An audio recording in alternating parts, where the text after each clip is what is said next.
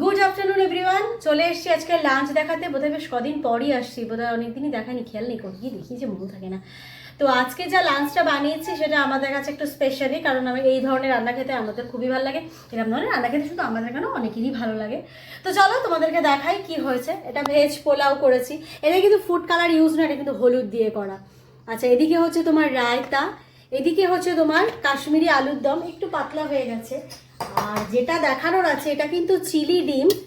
দেখো, এটা কিন্তু বড়া আছে। এটা কিন্তু ডিমটাকে সিদ্ধ করে তাকে চটকে বেসন টেসন দিয়ে কর্নফ্লাওয়ার টাওয়ার দিয়ে বড়া বানিয়ে, আর বাকি চিলির মানে চিলির যা পদ্ধতি সেইভাবে করে এটাকে করা যায়। এটা কিন্তু খেতে খুব ভালো হয়। তোমরা যদি কখনো রেসিপি চাও আমি দিয়ে দেবো, না বাড়িতে ট্রাই করে একবার তোমরা দেখতে পারো, খেতে কিন্তু দারুণ হয়।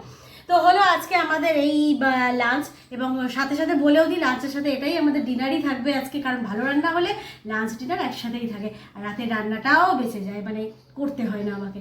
তো চলো, এই ছিল আজকে লাঞ্চ মেনু। আবার পরে দেখা হচ্ছে তোমাদের সাথে। এখন টাটা।